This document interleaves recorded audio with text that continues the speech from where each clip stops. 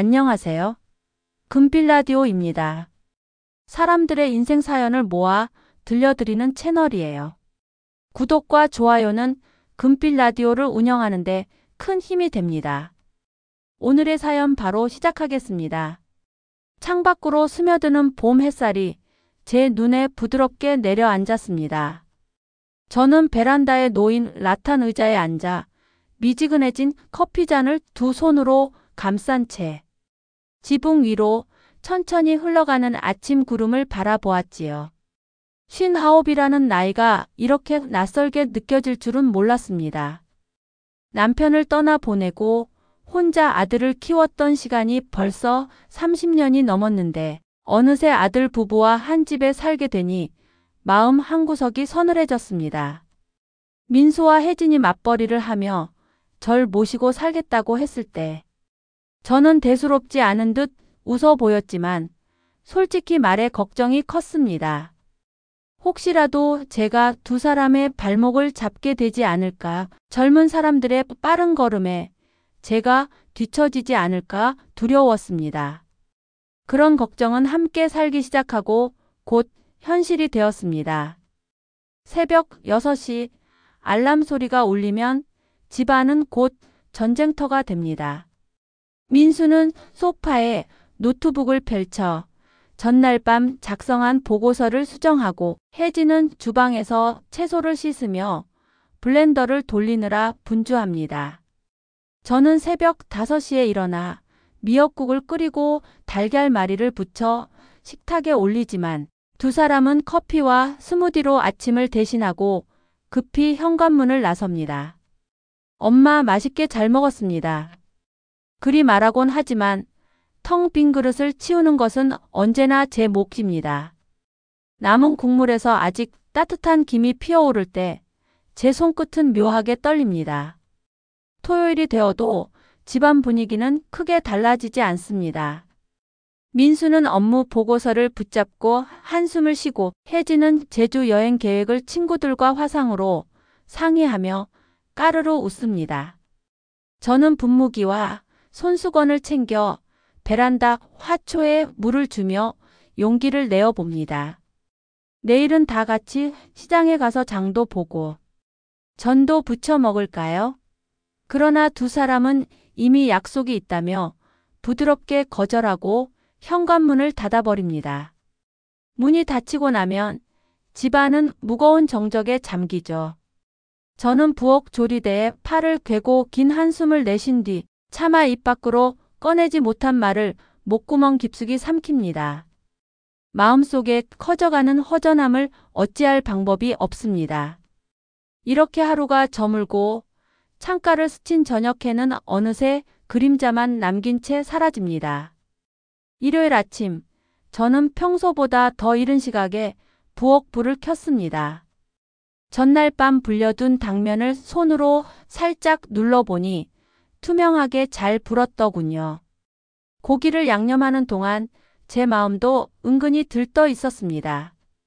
오늘만큼은 아들 내외가 제 음식에 젓가락을 먼저 올려주기를 바랐습니다.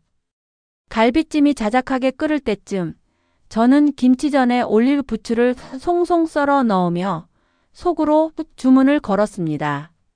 민수야, 혜진아, 맛있다고 칭찬해 주겠니? 오후 5시 거실 벽식에 초침이 부지런히 달리는데 두 사람은 아직 돌아오지 않았습니다. 식탁 위에 놓인 잡채가 마르지 않도록 랩을 덮고 갈비찜 국물이 넘칠까봐 불을 아주 약하게 줄였습니다. 6시가 조금 넘어 현관 비밀번호를 누르는 소리가 들렸습니다. 어머님, 저 왔어요. 밝게 인사하는 혜진의 손에는 묵직한 보냉 가방이 들려 있었습니다. 순간 제 심장은 조용히 내려앉았습니다. 가방 안에서 나온 것은 친정 어머님이 정성껏 챙겨주셨다는 삼색전과 갈치조림, 꽈리고추, 멸치볶음이었어요. 혜진은 제 음식을 옆으로 밀어두고 친정 반찬을 접시에 담느라 분주했습니다. 잠시 후 민수까지 들어와 갈치 한 토막을 큼직하게 집어넣으며 맛있다며 연신 감탄했지요. 저는 웃는 두 사람을 바라보다가 수저를 살며시 내려놓았습니다. 제 잡채와 갈비찜은 접시 한쪽에 외롭게 남아 있었습니다. 민수가 그제야 제 표정을 살피며 물었습니다. 엄마, 어디 편찮으세요? 그 말에 억눌러 있던 감정이 고여있던 물처럼 퍼져나왔습니다. 내가 만든 음식은 눈에 안 들어오니? 정성을 다했는데 제 목소리는 떨렸고 혜진의 얼굴에는 당황이 번졌습니다. 죄송해요. 어머님도 드셔보시라고 가져온 건데. 혜진의 사과는 미안함보다 변명처럼 들려 저는 더 서러워졌습니다. 식탁 위 공기는 순식간에 얼어붙었습니다. 저는 말을 더 잇지 못하고 조용히 일어나 방으로 들어왔습니다. 문을 닫는 제 손이 부들부들 떨렸습니다. 방문 너머로 들려오는 두 사람의 낮은 실랑이가 제 마음을 더 무겁게 했습니다. 침대 가장자리에 주저앉아 숨을 고르며 저는 처음으로 이런 생각을 했습니다. 내가 이 집에 있어도 될까? 작은 불씨 같았던 서운함이 제 마음 한가득 불길로 번지고 있었습니다. 월요일 아침이 밝았습니다. 그러나 제 마음 한구석은 여전히 어두운 밤을 걷는 듯 했습니다. 식탁 위에 김이 모락모락 오르는 된장찌개와 상추 겉절이를 내놓았지만 민수는 텀블러에 커피만 채웠고 혜진은 시리얼을 대충 부어 먹더군요. 저는 젓가락을 만지작거리다 조용히 일어섰습니다. 두 사람이 서둘러 현관문을 나서는 뒷모습을 바라보면서 내가 왜 이렇게도 보잘것없게 느껴지는지 알 수가 없었습니다. 집안은 하루 종일 묘하게 무거웠습니다. 저는 빨래를 개다가 문득 멈춰 서서 벽시계를 바라보았습니다. 초침이 틱틱거리며 앞으로 나아가는데 제 시간은 그 자리에 멈춰버린 것 같았어요. 오후가 되어 혜진 방 문이 닫히더니 익숙한 웃음소리가 새어나왔습니다. 친정어머님과 통화를 하는 듯 했죠. 밝은 웃음이 복도를 타고 흘러와 제 가슴에 작은 파문을 일으켰습니다. 같은 가족이면서도 저는 왜 늘 문 밖에 서 있는 사람처럼 느껴질까요? 해가 질 무렵 저는 마음을 다잡고 시장으로 나갔습니다. 갓 뽑은 무와 파릇한 부추를 보며 오늘 저녁만큼은 화해의 기회를 만들어 보자고 다짐했지요. 그런데 현관문을 열자마자 혜진이 약속에 늦겠다며 구두를 신다가 제 장바구니에 발이 걸렸습니다. 혜진의 짜증 섞인 목소리가 제 귓가를 때렸습니다. 어머님, 이런 건 좀 치워주세요. 저는 얼어붙은 채 미안하다고만 반복했습니다. 그 순간 제 안에서 무언가 다시 한번 부서지는 소리를 들었습니다. 밤이 깊어 민수가 귀가했을 때 거실 공기는 이미 얼음장 같았습니다. 저는 부엌 불을 끄고 방으로 들어가려 했지만 두 사람의 불안한 대화가 점점 격해지는 기세를 느꼈습니다. 민수는 아내에게 어머니를 너무 모른 척하는 것 아니냐고 따졌고 혜진은 남편이 중간 역할을 못한다며 목소리를 높였습니다. 문틈 사이로 흘러드는 언성이 제 심장을 조여왔습니다. 저는 문을 등지고 천천히 미끄러져 내려앉았습니다. 차가운 바닥에 등을 기대고 숨을 고르는데 이 집 어디에도 제 숨 돌릴 곳이 없다는 생각이 문득 들었습니다. 창밖으로 달빛이 희미하게 들이치고 있었습니다. 저는 창문을 살짝 열어보았습니다. 서늘한 바람이 밀려와 제 눈가를 스쳤지만 속은 더 뜨겁게 타올랐습니다. 언제쯤 이 어둠이 거칠까요? 제 중얼거림은 허공 속으로 사라졌고 대답 대신 더 깊은 적막만 제 주위를 감싸 안았습니다. 그 밤 저는 처음으로 두려웠습니다. 갈등이 이렇게까지 깊어질 줄은 몰랐으니까요. 그러나 마음 한편에서는 작은 희망도 움틀거렸습니다. 이 어둠이 짙을수록 새벽은 가까워진다는 믿음, 그 작디작은 빗줄기를 저는 놓치고 싶지 않았습니다. 다음 주 수요일 폭염주의보가 내려진 오후였습니다. 실내 온도는 36도를 훌쩍 넘어섰고 낡은 에어컨은 한숨처럼 미지근한 바람만 내뿜고 있었지요. 저는 부엌에서 물 한 컵을 들다가 세상이 빙글 도는 듯 어지럼증을 느꼈습니다. 손에서 컵이 미끄러져 바닥에 떨어질까 봐 가까스로 식탁에 몸을 의지했지만 이마에는 식은땀이 송골송골 맺혔습니다. 갈증이 태연히 목을 조르는데도 저는 휴대폰을 잡지 못했습니다. 저녁이면 돌아올 두 사람의 발걸음에 또 걱정을 끼칠까 망설였던 것이지요. 현관문이 열리며 혜진이 들어왔을 때 저는 이미 식탁에 엎드린 채 맥없는 숨을 몰아쉬고 있었습니다.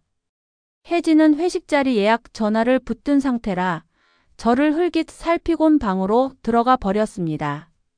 저는 괜찮다고 애써 속삭였지만 목소리는 귓등에도 닿지 못했습니다. 얼마 지나지 않아 민수가 귀가했을 때 저는 의자를 붙들고 간신히 일어나려다 결국 바닥에 주저앉고 말았습니다. 민수의 놀란 얼굴이 흐릿하게 보였고 젖은 손끝이 제 뺨을 더듬었습니다.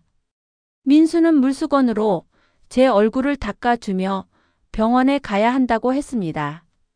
저는 습관처럼 괜찮다며 손사래를 쳤지만 그 순간 시야가 흔들리며 온몸에 힘이 빠져나갔습니다. 의자에서 미끄러지듯 쓰러지는 찰나 민수의 떨리는 팔이 저를 받쳐 주었습니다. 뒤늦게 달려온 혜진이 수건을 가져와 제 뒷목을 식히며 구급차가 올 때까지 제 이름을 연거푸 불렀습니다.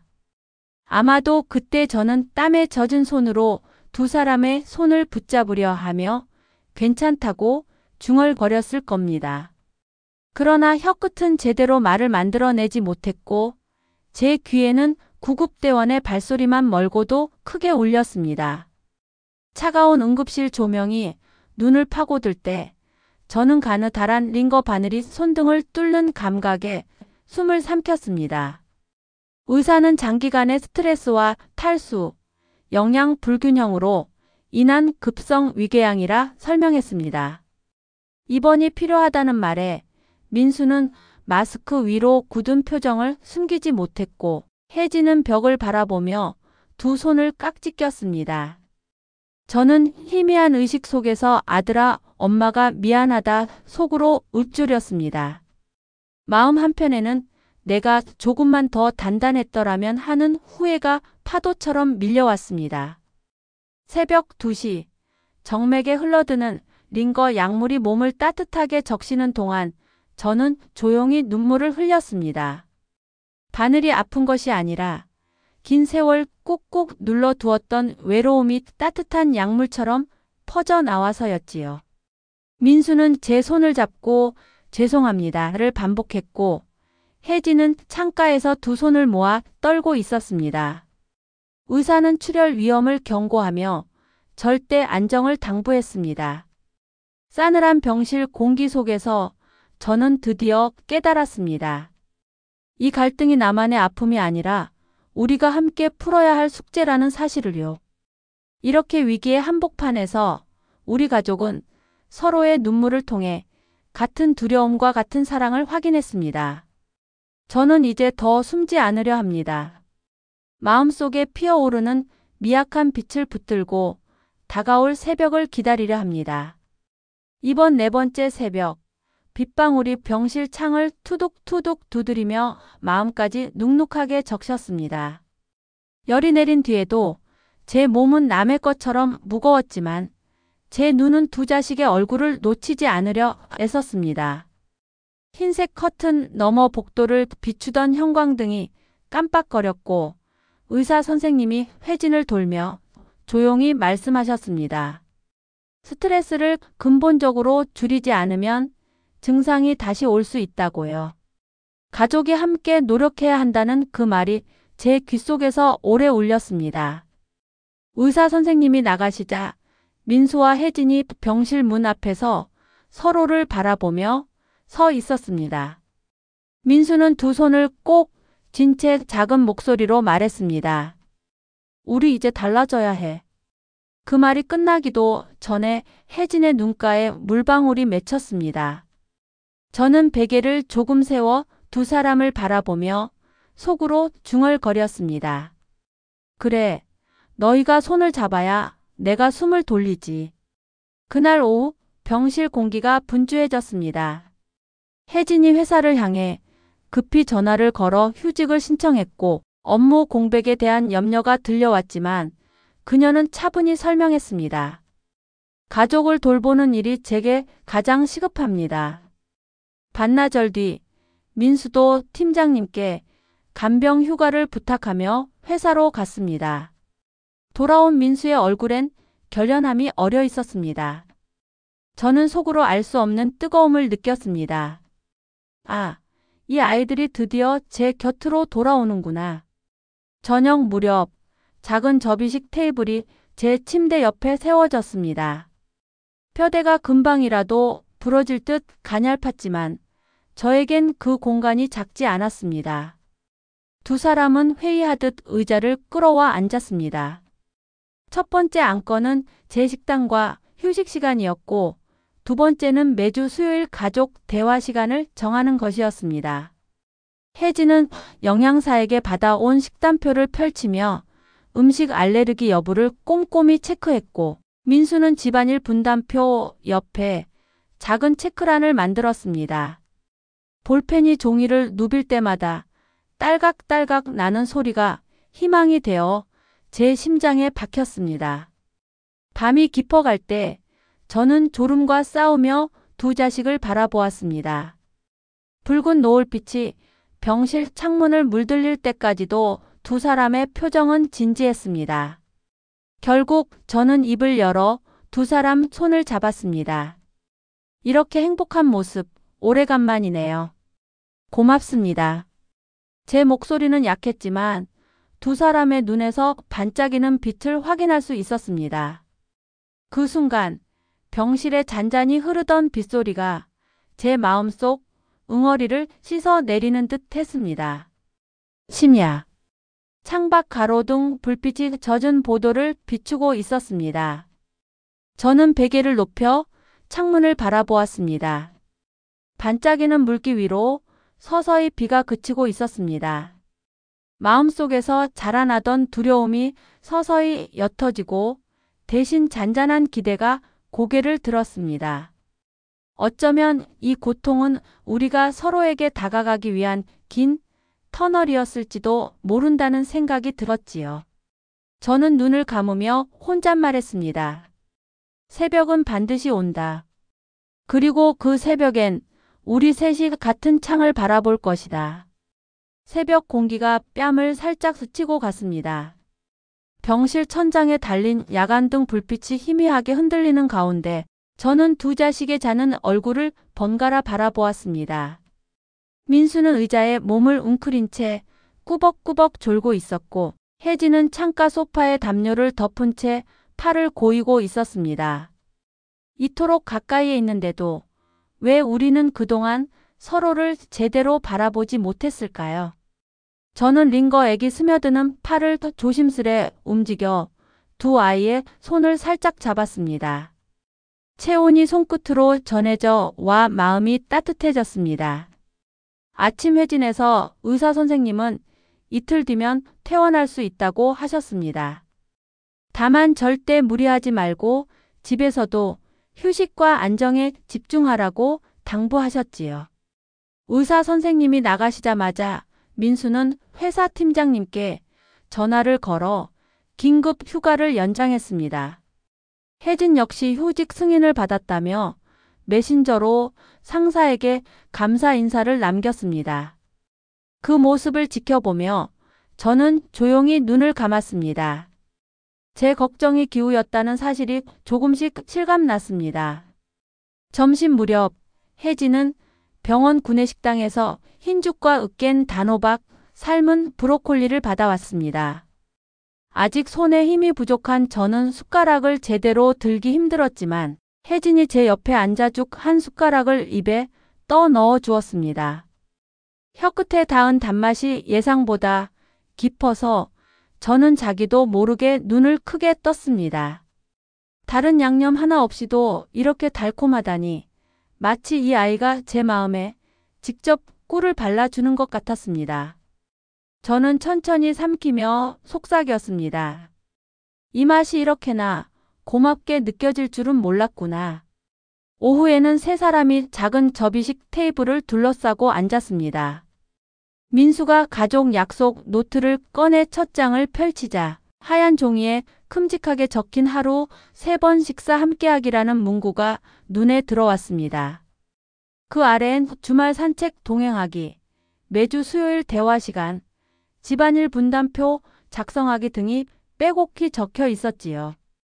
저는 펜을 받아들어 마지막 줄에 갈등이 생기면 그날 안에 마음 풀기라고 덧붙였습니다. 글자를 쓰며 제 안에서 어떤 결기가 생겨나는 것을 느꼈습니다. 해 진력, 창문이 붉은 빛으로 물들자 민수는 스마트폰으로 가족 셀카를 찍자고 제안했습니다.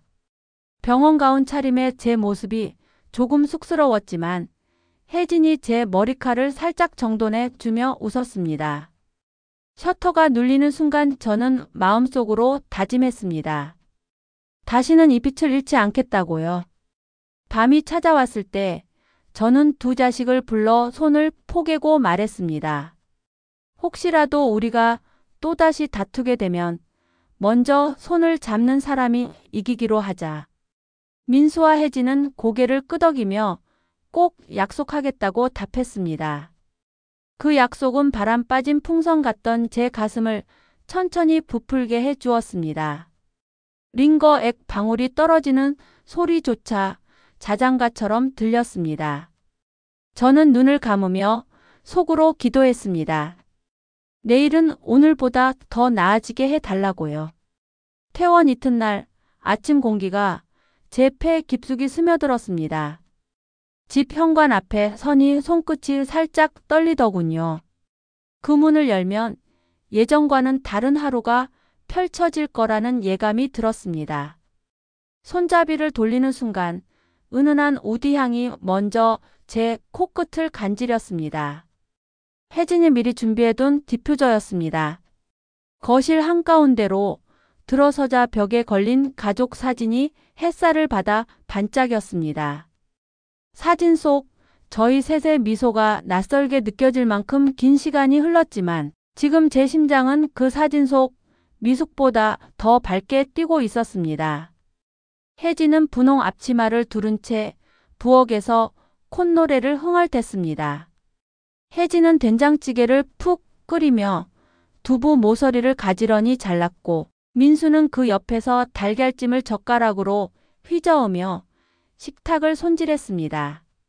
저는 식탁 끝 의자에 조심스레 앉아 그 모습을 바라보았습니다.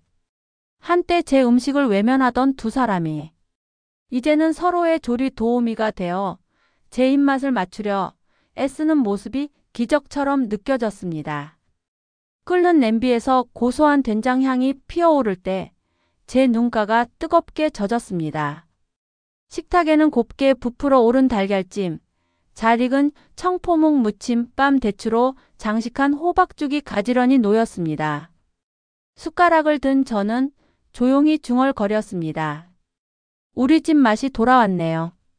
말 끝이 떨렸지만 민수와 혜진은 그 떨림을 따뜻한 미소로 감싸주었습니다. 된장찌개 한 숟가락이 입안에서 부드럽게 퍼질 때 지난날의 서러움이 미끄러져 내려가는 듯 했습니다. 식사가 끝나자 노을빛이 창문 프레임을 붉게 물들였습니다. 저는 두 사람에게 조심스레 물었습니다. 앞으로도 이런 날이 계속될 수 있을까요? 아직도 제 마음 한구석에 남은 두려움을 감추지 못했지요. 민수는 실수해도 놓지 않겠다고 단호하게 말했고 혜진도 도망치지 않겠다며 제 손을 덥석 잡았습니다. 그 순간 현관 초인종이 울리며 국화 화분이 도착했습니다. 노란 꽃잎이 늦가을 햇살에 금빛으로 반짝였습니다. 제 마음속에도 같은 색의 빛이 번져갔습니다. 밤이 되어 거실 조명이 부드럽게 내려앉아 우리는 가족 노트를 펼치고 대화 시간을 가졌습니다. 민수는 초등학교 때 제 도시락이 부끄러워 몰래 버린 일을 고백했습니다. 그 이야기를 듣고도 저는 화가 나지 않았습니다. 오히려 그때 아이였던 민수가 떠올라 가슴이 저릿했습니다. 혜진은 어린 시절 외동딸로 느꼈던 고독과 시집와서 저와 친해지지 못해 더 외로웠다고 털어놓았습니다. 두 사람의 눈물이 제 손등으로 떨어졌습니다. 저는 조용히 두 사람의 머리를 어루만지며 괜찮다 말했습니다. 그 눈물은 과거의 상처를 씻어내리는 약수 같았습니다. 우리는 다툼이 생기면 다음 날까지 풀기라는 항목을 노트에 추가했습니다. 저는 붉은 펜으로 작은 하트를 그려 넣었습니다. 밤 공기가 차가웠지만 거실 한복판에는 세 사람의 체온이 모여 작은 온돌처럼 따뜻했습니다. 담요를 둘러쓰고 창밖 별빛을 바라보며 저는 속삭였습니다. 이제야 진짜 한 가족이 되었네요. 혜진이 제 어깨에 고개를 기대며 저도 그렇게 느껴요 하고 대답했습니다. 민수는 우리 셋이 손을 포개자고 했고 우리는 서로의 심장 박동을 손바닥으로 느꼈습니다. 그 밤 저는 처음으로 두려움 없는 잠에 들었습니다. 꿈속에서도 우리는 같은 식탁에 둘러앉아 웃고 있었습니다. 새벽녘 창문을 두드리던 바람이 부드러워졌습니다. 저는 눈을 감고 이렇게 다짐했습니다. 다시는 이 따뜻함을 놓치지 않겠다고요. 초겨울 첫 서리가 유리창을 흐리게 그려 놓은 아침이었습니다. 저는 잔불 남은 난로 앞에 앉아 따뜻한 차를 한 모금 삼켰습니다. 부엌에서 들려오는 조용한 발소리에 마음이 먼저 달아올랐지요. 혜진이 새벽 시장에서 사온 알이 굵은 갓김치를 썰고 있었고 민수는 작은 후라이팬에 들기름을 두르고 김을 구웠습니다. 김이 파삭거리는 소리가 부엌문을 넘어와 귀를 간지렸습니다. 저는 슬리퍼 앞코로 난로 불씨를 살짝 건드리며 생각했습니다. 이제 우리 집 아침 풍경이 이렇게 고요하고 훈훈해졌구나. 식탁에 둘러앉은 우리는 어제의 노트를 펼쳤습니다. 책크란마다 빨강 파랑 스티커가 반짝였고 빈칸은 하나도 없었습니다. 저는 마음속으로 가만히 세어보았습니다. 우리가 함께한 식사 횟수, 함께한 산책 시간, 그리고 함께 웃은 순간들. 숫자는 많지 않았지만 의미는 그보다 훨씬 컸습니다. 갓김치와 박대구이를 올린 따뜻한 밥 한 공기가 눈부신 감사로 변했지요. 식사 후 민수는 작은 상자를 꺼내 제 손바닥 위에 올렸습니다. 참나무 향이 배어있는 나무 팔찌였습니다. 안쪽에는 사랑으로 풀자라는 6글자가 섬세하게 각인되어 있었습니다. 저는 목이 메어 잠시 말문을 잃었습니다.